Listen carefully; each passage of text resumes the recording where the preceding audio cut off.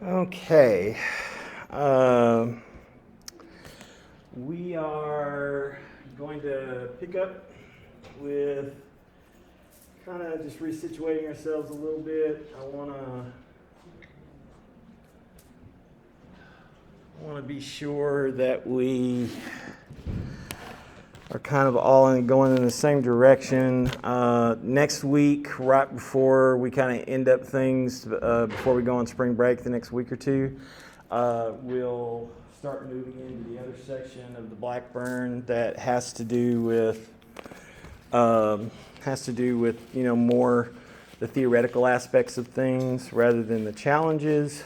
We'll finish up the challenges this week with unreasonable demands on Thursday. What I wanted to do today was, again, just to kind of like resituate us so that we're always sort of getting at the structure of why we want to do the things that we're doing. So for today, we can talk about anything that you want to talk about, but I do want to also get some feedback from y'all about the little experiment I asked you to do over the weekend. So, what's on y'all's mind right now? Well, you all seem so engaged and excited to be here. Oh, heavens. It always makes professors worried when people are so quiet. Not really. Some professors like it because they don't want to actually talk to y'all. So, what's up? What's going on with y'all before we get into the thing exercise I asked you to do? Anything on top of your head? Ethical issues that you've seen pop up in society that you'd like to maybe put on the agenda to talk about?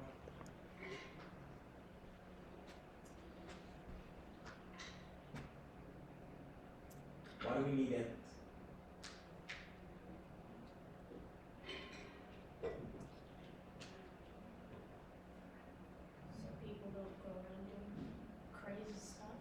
We know people still go around doing crazy shit even though we have ethics. Yeah, but for the majority of people, I guess. What's the difference between you and what was your name again? I'm sorry. Aaron, sorry. Good job remembering your name. Thank you. What is the difference, Aaron, in your mind between 1 + 1 is 2 and you shouldn't hit your little brother? What's the difference between those two statements? Well, Second, Bella, I'll let you pop in. between like a fact, 1 + 1 is 2, I mean that's a proven fact. And then not hitting your sibling, and that's more just like a don't be mean. Like how everyone says, spread kindness to others, be kind to Right. others. They do Spread say that a kindness. lot. It's true. So, how would we possibly make this distinction? Let me pop down here a little bit here and go back.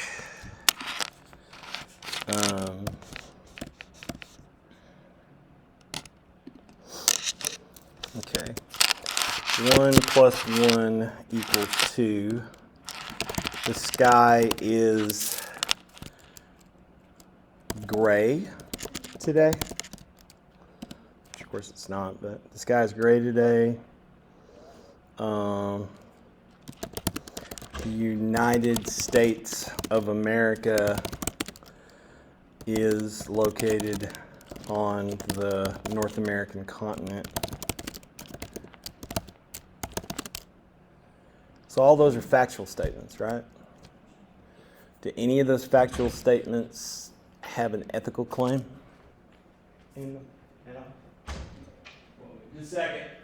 What we might call an ethical claim. I know it's a little early trying to get y'all's brain minutes here.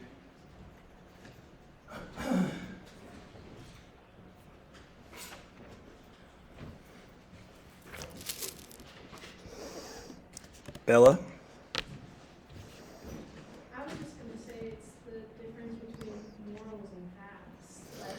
Okay. Hit your brother's name, just you with a Y.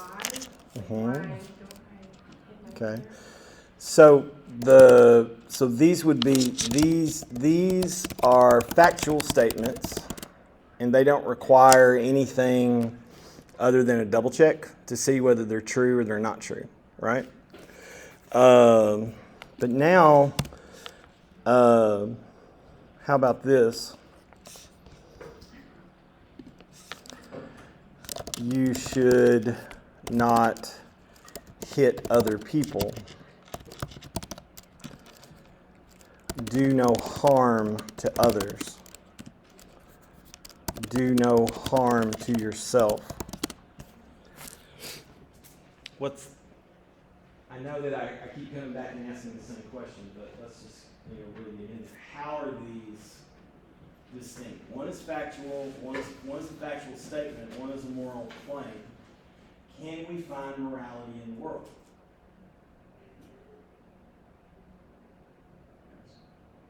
How? People practice morality, but does it exist independent of human beings in their activities?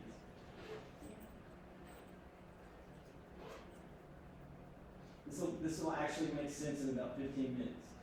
So right now I just want y'all to feel, what the fuck's the man talking about? What is going on? What are they trying to get us to unpack here? I don't get it. So these are moral claims. Let me go ahead and pop that on here. These are moral claims, factual statements versus moral claims. 1 + 1 = 2. Why is that true? I mean, are we going to say these are true statements?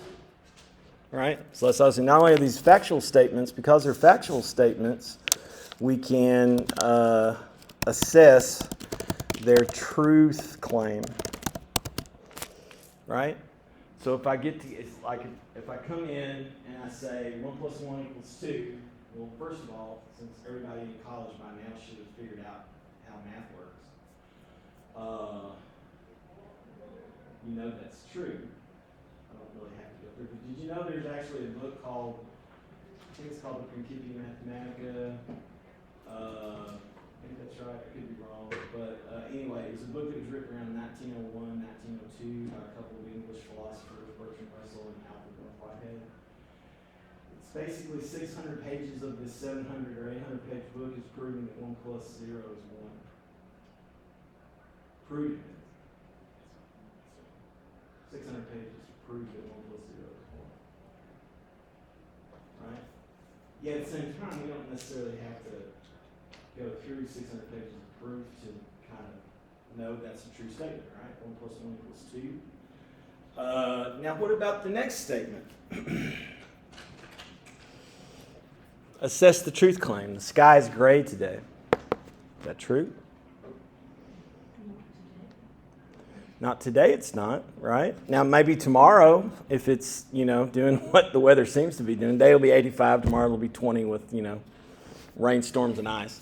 So the sky today is not gray, so that's a false statement. That's a false claim.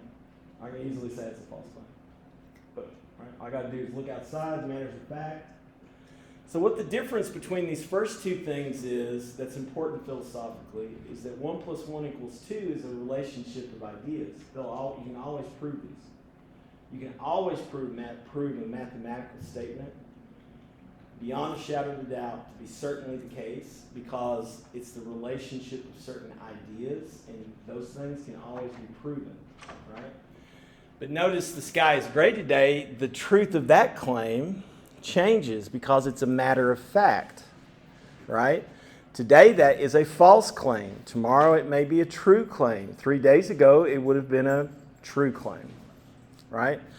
And with relationships of ideas, the issue is you can always prove them because they work according to certain laws that never change, right? It's inherent to the way the ideas relate to each other that they work that way. Okay? But in matter-of-fact claims, it always requires you to double-check the matter at hand. Okay. Does the matter at hand actually, admit that the sky is gray today? No, because it's blue. It's beautiful, right? By the way, did you know that the word sky is actually the Nordic word for clouds? When the Danes and the Vikings got to England, it was always cloudy, and they just started calling heaven sky because it was constantly overclouded.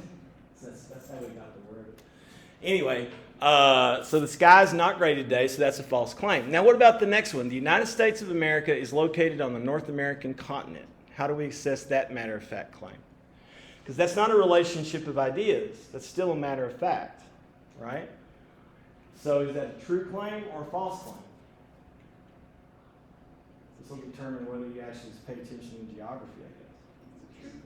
It's a true claim, right? It's a true matter of fact claim, right? Okay. Now, moral claims. Moral claims, I'm going to tell you, will boil down to an attempt to prepare for certain matters of fact to come into play, but they don't always operate, right? You should not hit other people. That is a moral claim. You should not hit other people. Julius, since you got into a few bar fights this weekend, we'll let you be the expert. Is this universally always the case? No, it's always going to be. All moral issues end up being about the situation. I'm not talking about the Jersey Shore. They end up being about the situation. I'm glad that joke is still a little relevant.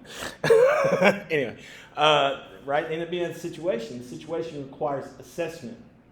It may be that you had to act, so you have to do a reflective assessment. You acted before you were able to make a judgment as to whether this is the right thing or the wrong thing to do.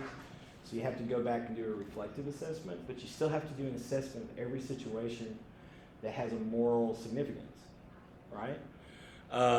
And there are people out there who will say, well, you're just teaching these kids moral relativism. I actually hope by now y'all begun to get a handle on what moral relativism is, and that moral relativism is not egoism. So there are a number of really smart people out there who, despite being so intelligent, often will reduce the notion of the morally relative down simply to egoism, that you can't judge another person or their actions, right? That's what they say. That is really what we would call in philosophy a straw man argument, okay?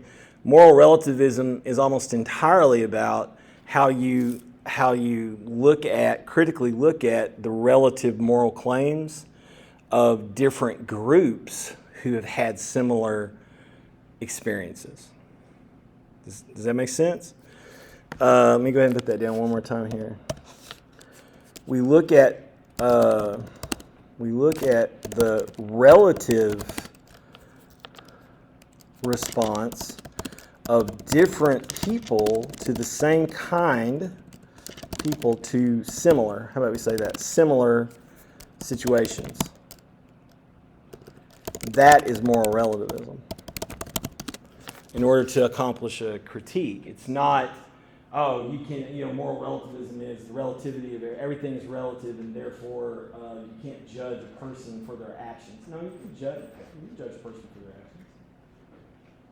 In fact, I want to encourage you to judge people for their actions, because people's actions need assessment. They need to be critiqued. They need, and that's how you critique your own. Right? How you learn to critique your own. So we got this thing here, Julius. You should not hit other people, but yet you got into bar fights this weekend. Why?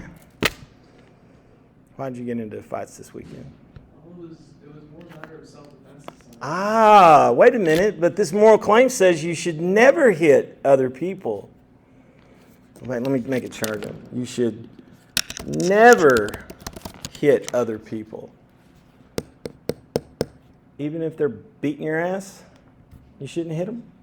You still shouldn't hit? Aaron's going to be a total pacifist. No, you shouldn't. Oh, okay. I thought you were going to be one of those radical pacifists. No, I was like, no. Aaron's going to be that radical pacifist. He's like, just lay there and die. Just Definitely bother us. not. Definitely No, opposite okay. of Yeah, that. get the fuck up and kick it. Throw these hands. Yeah. Right? There's rubbery bits that are waiting to be punched. Look at you the wrong way. Yeah, right? So, well, I don't know about that. Now, here's the deal. I can assess this as in certain conditions. That's not true, right? In certain conditions, you may have to do that.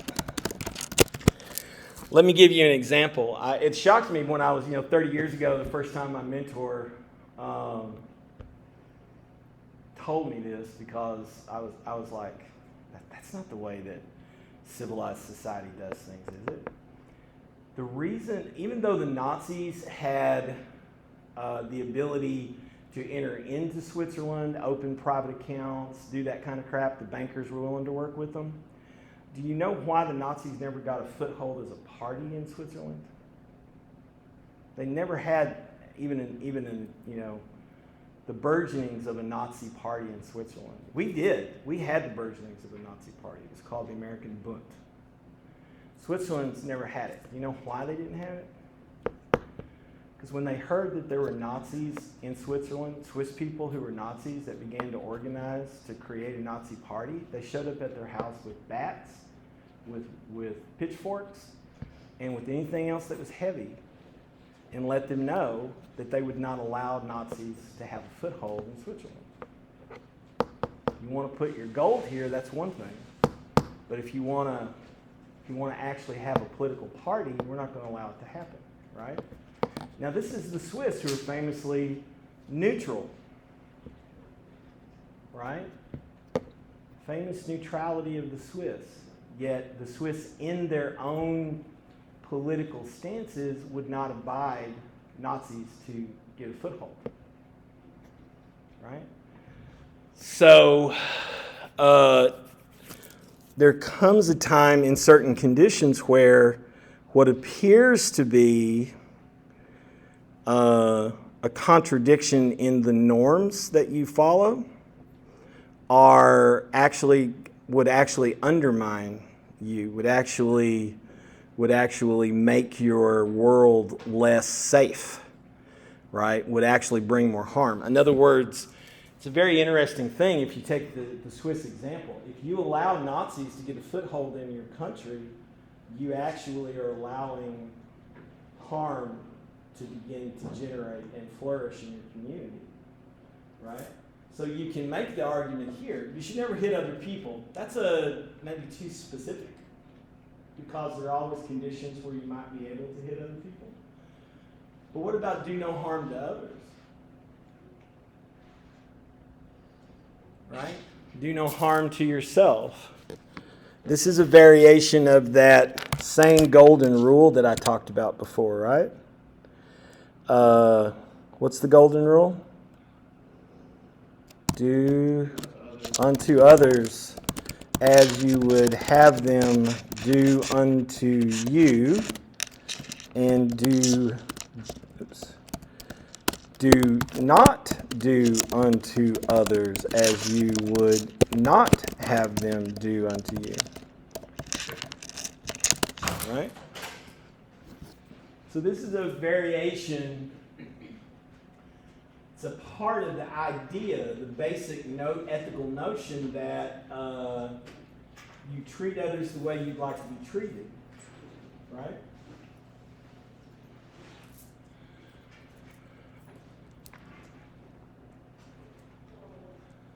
Nazis will actually put forward the idea of the will to power, right?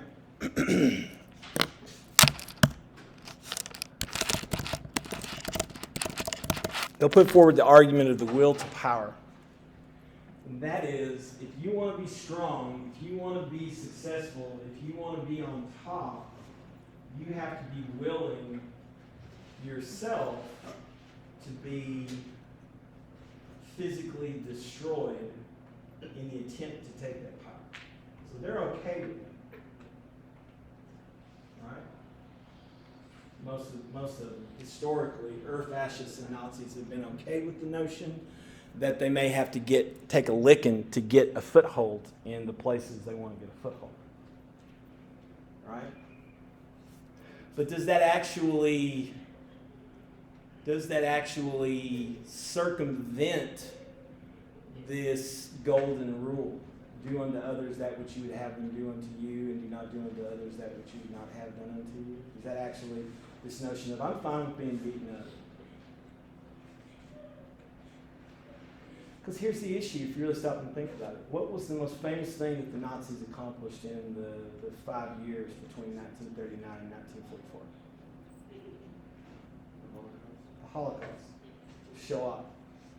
Right? They killed millions of Jews, millions of Jews, thousands of gay people, and hundreds of thousands of Roman, or what we used to call gypsies. Right? Now, the reason that I say that they contradict in the end, despite the fact they try to make a will to power argument, they contradict the golden rule in the end is they are not willing to be genocided. Right? They create the idea that Jewish people or black people or gay people or Romani people are trying to replace them, trying to genocide them, and then they reach out with all of the power and might they have at their disposal to accomplish that on those groups. But those groups were never trying to replace the German people or, in America, the white people. Right? It's a projection. Right? So ethically, despite the fact that a fascist or a Christo-fascist or Nazi would say, well, I'm willing to take a hit to get the power I need to thrive, that doesn't actually circumvent the golden rule. They're actually putting gilding over what they're doing so that you can't see that what they're actually doing is just coming up with a justification for why it's okay for them to genocide, or it's okay for them to crush or, criminalize or do whatever it is that they want to do, right? Now, even saying all of that, is there a place where we find in nature, right, in the matters of fact of nature, we find this kind of moral claim? And I will still make the argument, no, we don't find these things in nature. It's not that when you state a moral claim, it doesn't have factual elements. It's just simply morality is not something derived from the physical world. It's something sort of derived from a kind of metaphysical order, a metaphysical understanding, right? So if I say, do no harm to yourself, other people, other creatures, other things, or the world, nature itself, I am beginning to set up a metaphysical claim, not a matter of fact claim. It's a metaphysical claim, right? Because you can't just go ahead and get it back down to the bare bones. Anybody who starts throwing around Darwin and evolutionary theory and survival of the fittest, they're always trying to get it back down to the bare bones of, you just, fuck everybody, I want to get mine. Because that's what they think. That's what they think Darwinism is. That's what they think survival of the fittest is, right? Okay. So this is more of a, and when I say a metaphysical claim, what I mean by that is it orders reality in a distinctly ethical viewpoint. right? It's the ordering of reality. It's not the disclosure of a reality that's already there. That's another thing that some people that are traditionalists and some people that are highly conservative want to say, that all of these laws are there in nature, right? And obviously, yeah, insofar as human beings are a part of nature and we have developed this thing called ethics, it's in nature, but it's not like it's genetically coded, like Richard Dawkins or somebody like that would want to say, right? It's simply the way that we order the world so that we can, as Aaron said, not fuck each other over. No, she didn't say that, but essentially, right? Okay. Notice what I put up here. I said, do no harm to yourself, do no harm to other people, do no harm to other creatures, do no harm to other things. And I asked you over the weekend to think, to have a little bit of a conversation with some object that you take for granted, right? An object that you take for granted, and instead of reducing the object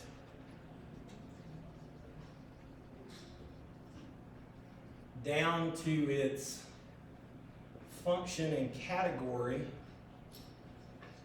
right, which is the what question, I asked you to think about it as how, right? And let me just go ahead and just say here, I called this whatification when we pick up something and in asking what it is, put it into a predetermined category, usually so we don't have to think about it anymore.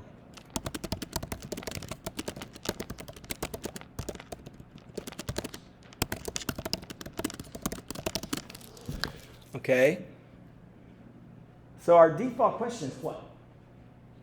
Right? What is fascism? What is altruism? What is egoism? What is moral relativism? What?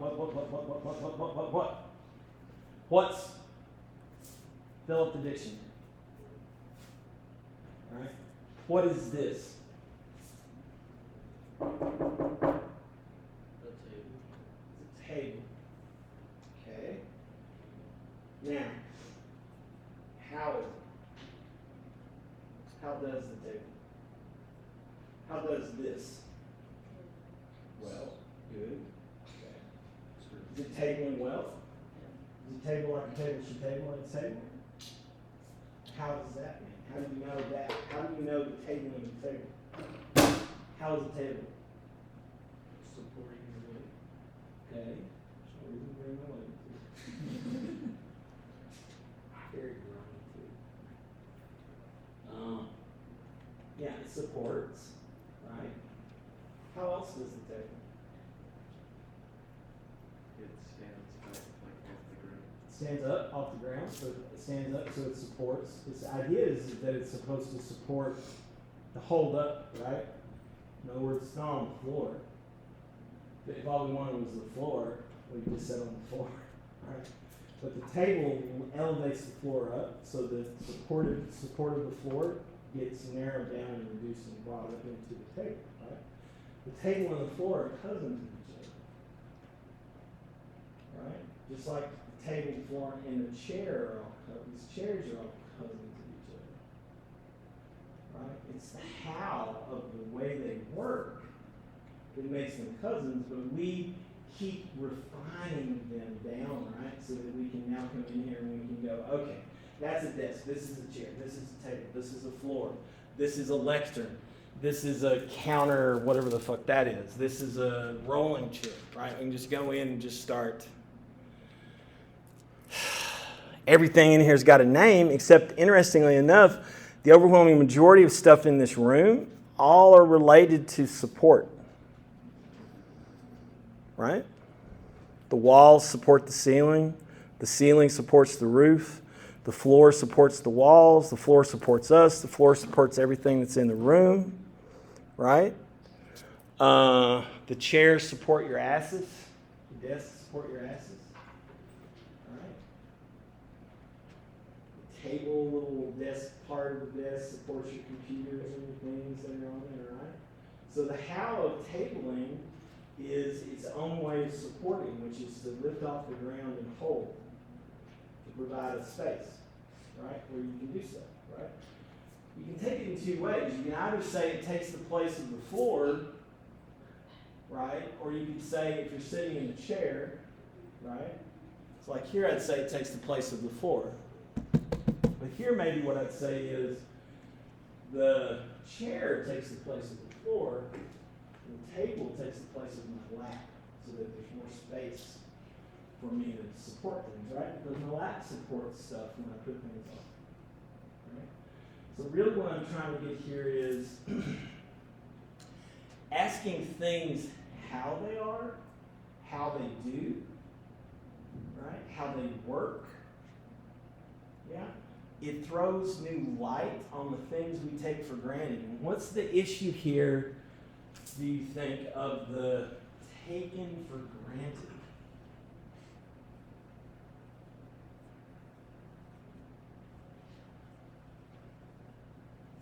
Anwar? What's the issue of the taking for granted? What exactly do we take for granted? Okay. How many things? It's not simple. How many things do we take? How much should we take? I don't know. Right? Okay, but how do we mean taken for granted? I forgot your name. What's your name? Aiden?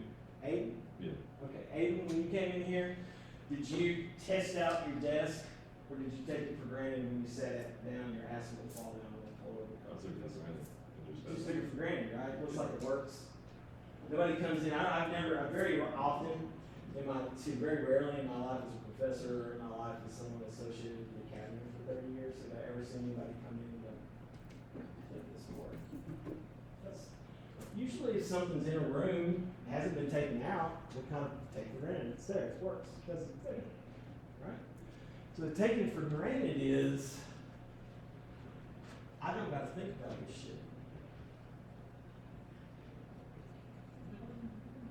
What's something that you take for granted every fucking day you wake up? You don't even think about this. This is that deal, right? Remember, I don't think about this shit. So there's so many things you take for granted. What do you take for granted every day when you wake up? Breathing. Breathing? Yeah, you're just breathing, right? Anybody in here make yourself breathe? I mean, you can.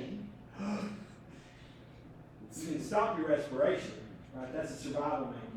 Normally, breathing is useful for survival, but there's also times where it's good to be able to stop your breathing, so you know, right? Okay. If you fall in the water, you want to be able to stop your breathing, so you don't just keep breathing water. Okay. But so you take breathing for granted, all right? But that's going on the whole time you were asleep, all right? What else do you take for granted? Toothpaste. Toothpaste? Yeah. So you take the toothpaste for granted. So, how do you take it for granted, Sam? I don't appreciate it. You don't appreciate it, but also it was there yesterday, so it'll be there today, right? Unless the gremlins are getting into your room and moving shit around, little sock gnomes or stealing stuff, and they decided to take it with fetish for toothpaste instead of socks. But so you take for granted what else? What's something that happened today that everybody in here probably took for granted and didn't really think about? Despite the fact it's fucking wonderful. What? What? Woke up. Woke up. Just think about the world in general, Bill. Running water. Running water, okay. We didn't die in a car crash. Didn't die in a car crash. Okay. There's so many things you take for granted. The one I'm thinking of is, This weekend. anybody in here, huh? Waking up. Waking up. Did anybody in here stop just for a second to thank the sun for rising today? The sunlight. Do what? The sunlight, for sure. Yeah, we don't, right? The sun came up over the eastern horizon. Anybody in here take a check to take a look at it and say, hey, yeah, thanks for doing that? how you go blind. Hmm? That's how you go blind. That's it. Well, yeah, you don't want to stare directly at it. You can be like, thank you. You're like, what kind of weird animistic bullshit are you starting to teach us now, you anarchist bastard?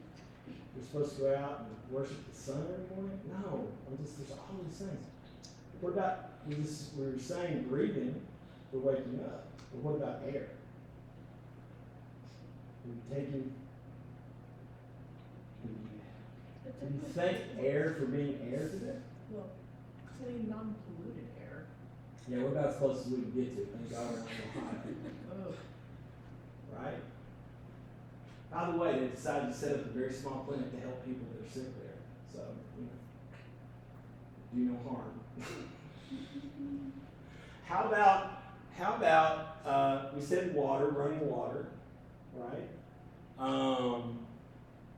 What about your blood? Thought about your blood today? Thought about your kidneys? Did you piss today and just take it for granted and not even thank your body for working correctly? Right? Think about this. If we know that we're fucking up the natural world, okay?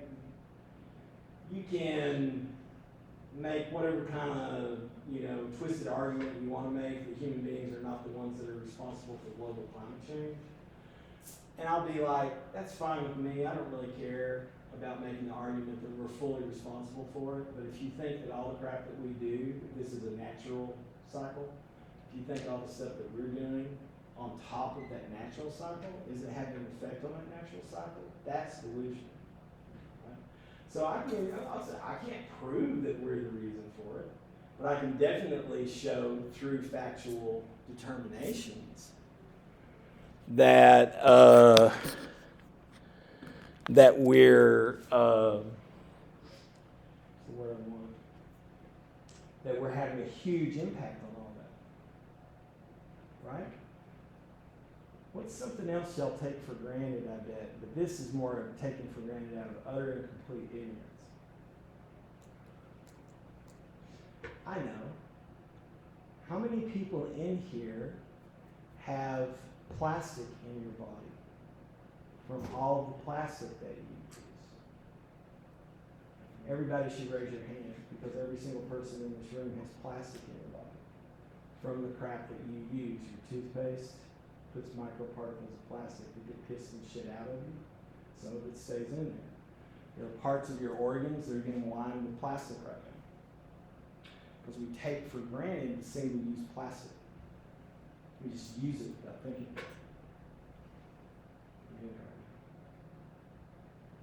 Right? You can get cod out of the Atlantic Ocean. You know when they talk about plastic in the ocean? They're not talking about the large bits of plastic. They're talking about the micro and nanoparticles of plastic. And you can get cod. I have a colleague in Newfoundland. And they work in a laboratory that deals with respecting indigenous culture and working with the indigenous First Nations in Canada to help them address problems of fishing and pollution, right? And there is not a cod that you can take out of the Atlantic Ocean. If you cut it open, its insides are totally lined with plastic. Every fish, its insides are almost totally lined with plastic. Right? Clorox bleach. Okay, chlorine is it's a variation on a natural substance, but it's primarily overgenerated by human beings for diverse industrial and cleaning uses. There is not a single place in the world, even Antarctica, that you can go and not find chlorine, despite the fact that bleach is not made in nature. But you can go in Antarctica, you can take a sample and you'll have chlorine. Right? So these things that we take for granted, as I was saying, we know that we're doing something with nature, right? But it begins with how well we interact with the things we take for granted. All of the stuff around us that we take for granted, right? So,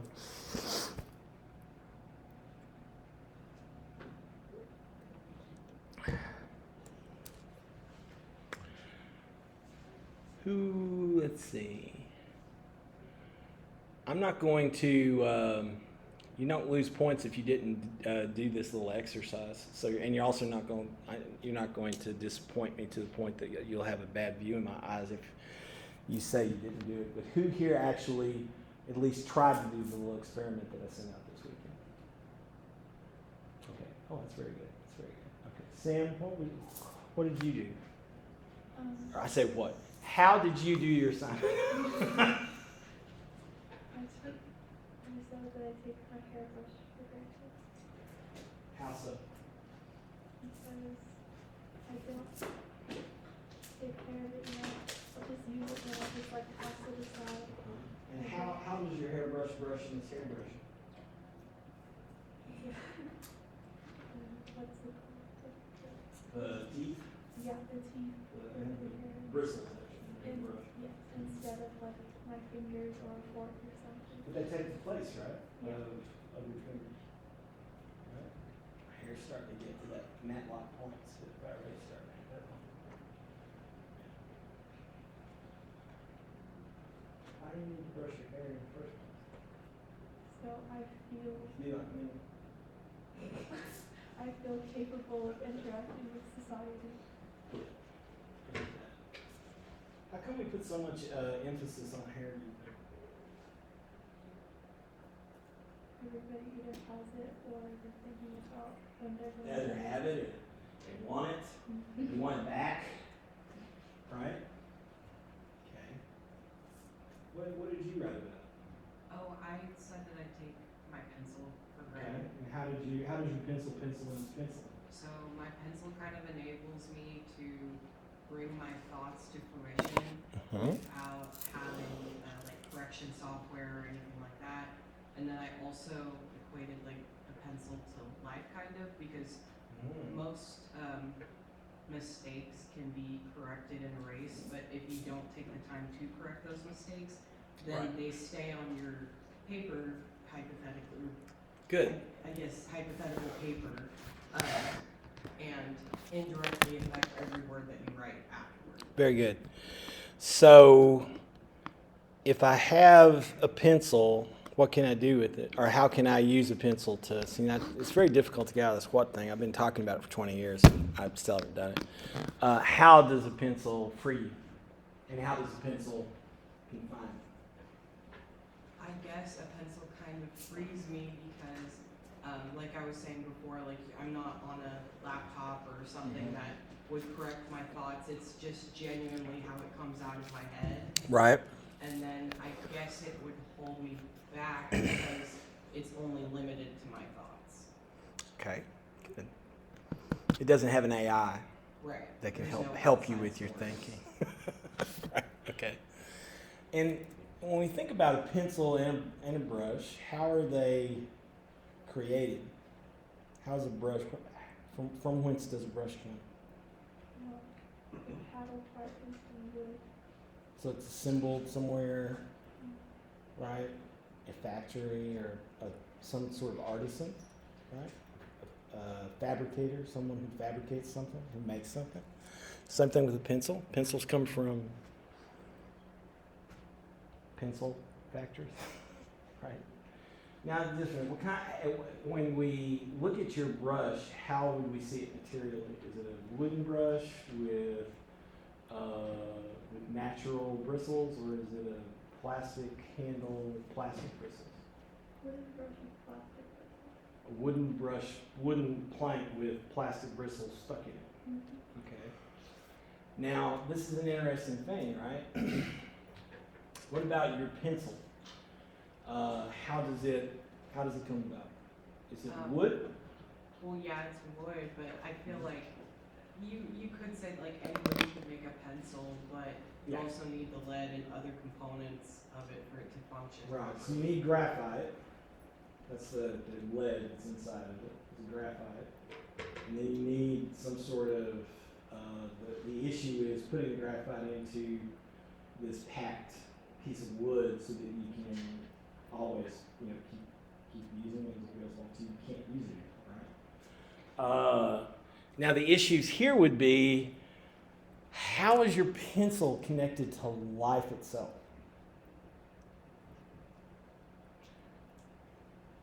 How is your pencil connected to nature? I guess physically, Okay, but it so literally came from a tree. it came from a tree. Good. How about your brush? How is your brush connected to nature? It also came from a tree. Came from a tree. Oh, the plastic part? Where'd the plastic part come from? I don't know. Oh, that's interesting. Anybody in here know the how of plastic? The word plastic means shapeable, right? So the reason that we've given this human generated material the name plastic is that it's highly shapeable, right? All you got to do is get it in the right state, put it into a mold, you get whatever you want. Depending on the quality that you're using, it'll either last for a little while or last forever, right? That was one of the promises of it, right? The interesting aspect about plastic is it really the case that nobody in here knows where plastic comes from? Nobody? Ooh. We have to have a segment towards the end of the semester on plastics. Plastic comes from petroleum. It's a petroleum derivative. It's a petroleum derivative. Right? Which means it's plastic, meaning it's human made because it comes from this refinement process. But where does petroleum come from? Please tell me y'all know where petroleum comes from. What? Oil. Okay. But where does it come from? This is Texas. Y'all should know this. Texas, crude Texas oil is literally the categorical benchmark for quality of oil. It's the best quality of oil. Where does it come from? It comes from the ground, but how did it hit the ground? Dead plants and animals. Dead plants and animals. Thank God, I was getting the word. It's the remainder over many hundreds of thousands and millions of years, mostly plants, not just dinosaurs, mostly plants, and dinosaurs and other ancient animals. The remainder of their physical presence became either limestone or petroleum. All right? Did you know limestone used to be alive? Limestone was made of animals and plants. That's why it's very pliable, right? Okay, so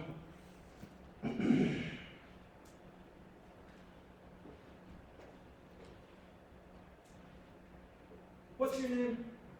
Jamie. Jamie, that's right. Okay, Jamie, why should we know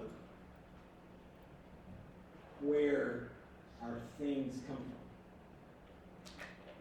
Well, I think it'll give us a better appreciation of it, and also I think it kind of will make us more self-conscious if we want to use it or not.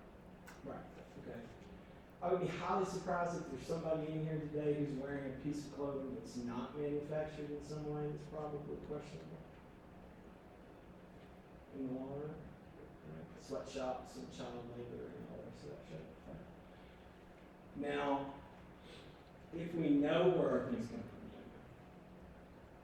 does that help us make decisions does that help us make both factual and ethical decisions about those things? All right. So once I determine the facts of the logistics chain or the thing it's made out of, right, I can then say, well, because of certain ethical considerations of doing harm, I want to mitigate or minimize my usage of this thing, right? So that I'm not as complicit, right? But this is where it's very important to realize that no matter how much everybody is able to kind of shrink their impact, their footprint, as they call it, on the earth, it doesn't do as much as if you could get the world militaries and the world corporations to reduce their footprint. That's where the majority of all of the worst things are coming from, right? It's the way that they pollute and waste and, do things that, so if we, but the more we become familiar with all the things that we take for granted that make up our world and how we get it, where it comes from, why it, should be this way and not that way, the more that we can do that kind of thing, the more we almost force the military and the corporations to at least make some adjustments, right? That's about the biggest impact we can have, get them to make some adjustments. But they don't make the full adjustments that would be necessary, right? There are areas of Greenland right now and areas of Hawaii that the U.S. military has polluted so badly but refuses to do anything about, right? Which is always one of the problems when you're dealing with a government. So you need a government to force some peoples to do what they're supposed to do, but if the government's the one that's done it, then you've got to try to figure out how you can get a part of the government to be against the government and try to force the government to change it, right? Like the Department of Justice and the EPA against the Pentagon, to get the Pentagon to quit doing some of the stuff that it does with its pollution, right? Okay.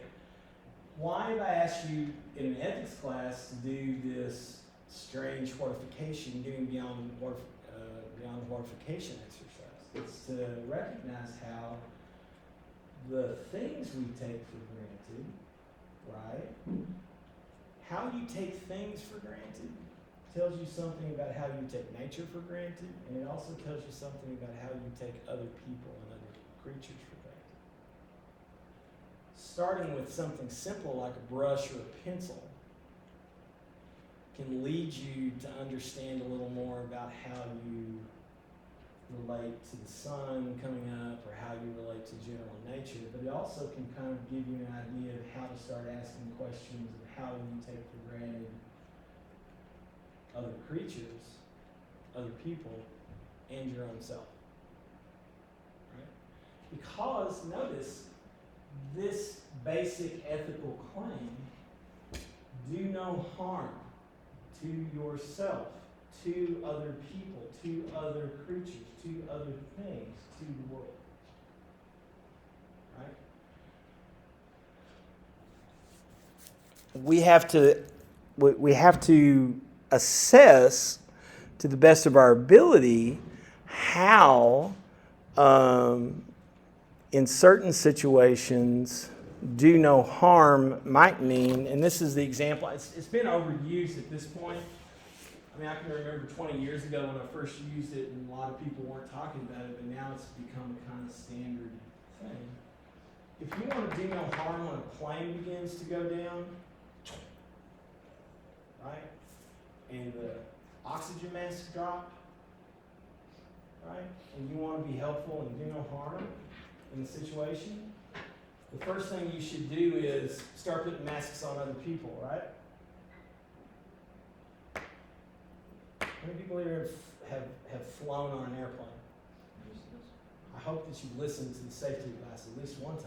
What's the safety advice when the mask comes down? Put it on first. Put it on yourself first, then children and old people and sick people, right? So do no harm sometimes actually begins with quit fucking yourself up. Don't put yourself into danger in certain situations because you think that's the way to go. The first thing to do is make sure you're healthy enough, unharmed enough, that if you are able to help other people, you can help other people. But if you just start helping other people while you're harming yourself, then you're actually going to end up either killing yourself and or the other people you're trying to help. Right? So an aspect of this thing, it's a very interesting issue because you would think, well, do no harm to the world means, intends backward then do no harm to all the things in the world, and among the things in the world are all the living creatures, and among the living creatures are people, and among the people are yourself. That's definitely one way you can go in certain situations. But in other situations, it's, I am here in the middle of this fucking thing that's going on. I have to protect myself now so I can help other people, which will then help other creatures, which will then help, right? The things get sorted out inside nature. So you have to always be able to flip it. Ethics is not about, that's why ethics shouldn't become legalistic, right? Ethics has to remain something that you're always engaging in so that you're making assessments. You're not just assuming, okay, the pattern has been created for me, I just have to keep repeating it. I don't have to think about it. Does that make sense to y'all? Is there an issue that y'all see there? Because if you see an issue, it might be an issue I don't see.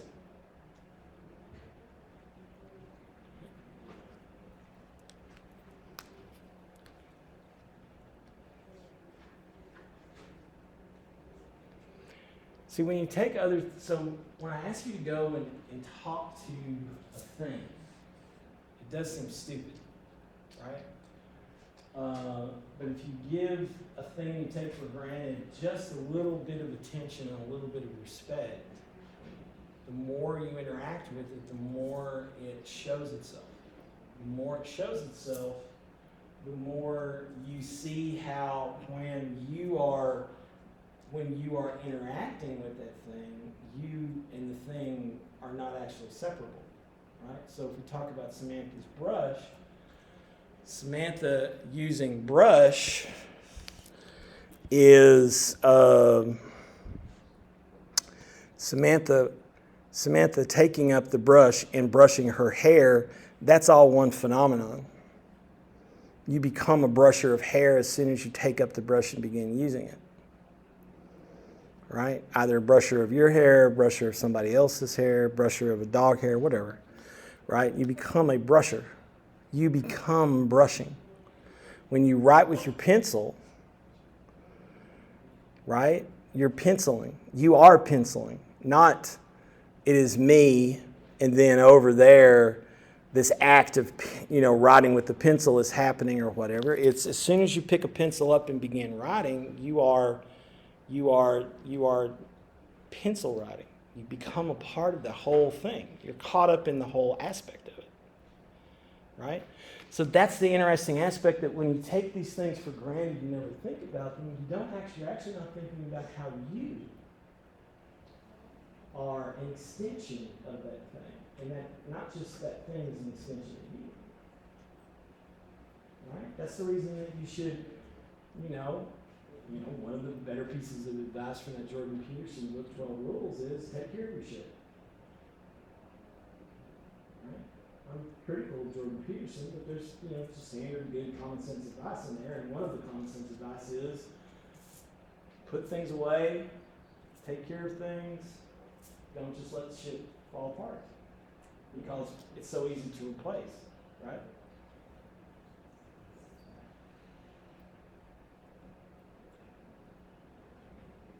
We have more clothes floating around the world right now than there are people to wear them.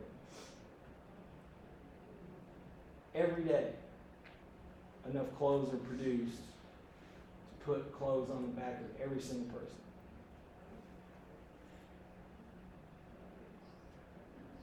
Right? I know some people who have 400 t-shirts. What the fuck do you need with 400 t-shirts? Why do you need 30 pairs of shoes? Why do you need 20 pairs of jeans? Why do you need all of these different, one of the things that happens when you go into the house of a really wealthy person and they have one of those walk-in closets that's got all of their shit in it, like 50 suits and 200 shirts and different pajamas and different robes and 30 watches and 75 pairs of shoes and all that shit, right? Again, it's like what you get there is, a situation like that is when we collect all that stuff, right? And we hoard it. And it's stuff we don't need. It's more than we really need. We become collectors. That's what we are. We're just hoarders or collectors of stuff. That's our primary identity. I have stuff. One thing my husband and I have often had an issue with is how does he get me to let go of books I haven't looked at in 20 years, and how do I get him to let go of his 10th leather jacket, right? Because that's the issue of, because you know what happens when you buy something new? You feel good, right? You get brand new clothes, brand new watch, brand new computer, brand new shirt, brand new, what do you call it? Action figure, brand new television, brand new, what the hell ever. You just buy these brand new things, right? And you get it and you feel really good for a little bit, don't you? Why? Why do you feel so good when you get a brand new thing?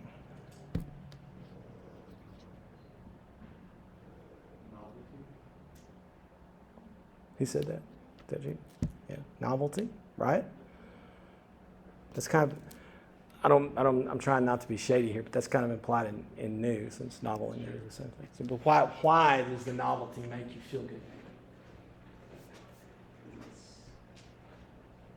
I don't want to say it's just something you haven't had before, but I mean, I've had 3 of these kind of computers, but I felt great when I bought it last summer. It's the payoff. Like, you've been going to work, you've been grinding, you finally get the thing you want. You're describing somebody else, but that's yes. I got my money and I used it the way I wanted to use it, not the way they wanted to use it. Right? Why do we feel good about it? Why does it make us feel good? Does it like subconsciously make us feel superior? Like, Could be that. It could be, the outcome of my hard work. It could be, the fact that, fuck all these other people that are as good as me and they have this good shit. I drive a BMW. I'm totally in the Apple gated community. I have 2 iPads, 2, an iMac, a MacBook. I have Air. I have Apple TV. I got all this shit. I got an 80-inch television. I go over to my friend's house. It's got a 50-inch television. It's like, just watching something less than 80 inches just makes me feel like I feel so confined. Right? Why do we like the new? It's really simple, actually, if you stop and think about it. Why do we like new shit? It's the satisfaction of it. Huh? The satisfaction of it. The satisfaction of getting it for a little while, right? It's like usually satisfaction lasts about up to 1 hour to 2 days past unboxing. And then it's like, shit, I just put $3,000 on my credit card. No, why? Think about it for just a minute, just for a second, I'm going to look that up. How come we always like new things? Because we're so easily bored. Julius had it in, couldn't get it out. He was bearing boredom on his tongue. Yes. We're so easily bored. And the issue we have, right, is that we're willing to amuse ourselves into believing we're not bored. We find amusements. These things amuse us. They keep us and make us feel better. Right? But the question becomes is, if I am thoughtless in how I feel good when I buy new things, if I'm careless in how I interact with the things I brought into my life, I begin a process of self-harm. it is self-harm because you become a shopaholic. You become, right? Human beings get addicted because we get so easily bored. That's one issue. It's one issue. That's not only an issue. One issue with addiction is that we get easily bored. Another is we get easily anxious, right? And sometimes anxiety is actually a sign of a profound boredom in our life, of us not knowing what would make our life better. So we just go out and buy things because that's what we're told we're supposed to do. Buy things. Right? When 9/11 happened, what was the message that George W. Bush put out right after 9/11 happened? Does anybody know? Because I know it's been 22 years. I can't remember the specifics, but he was just like, buy stuff. Yeah, that's it. That was the basic gist of the message. Don't let this make you stop buying things. Keep buying things. And I'm barely even paraphrasing it. Right? So you ask yourself, what is it in our society? What's about the ethics and morality and the ethical climate and the moral environment of our society that the response to a terrorist attack is don't stop shopping? They hate our freedom, and our freedom is the ability to buy whatever we can afford. That's the equation, right? So think about that, right? Okay, so here's what I want y'all to do. Take out a piece of paper. If you did not do this, the thing I sent over the weekend, you're not going to get deducted or whatever. I just forgot to bring the stupid sign-in sheet again. So get out a piece of paper, and on the piece of paper, put your name and the date, and then tell me the thing that you thought about this last week. The thing you take for granted. Tell me the object that you had in mind when you did your deal. And if you did not do it, that's okay. You can say, I did not do it, but I would have done it. Okay? Awesome.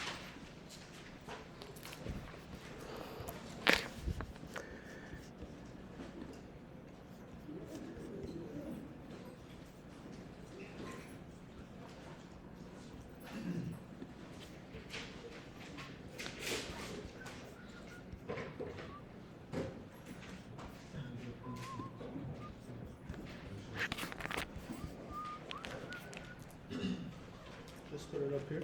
Yeah, just put it up there. Thank you, my friend. Have a good one. I'll see you Thursday. Oh, Thursday we'll do the last challenge, the unreasonable demands.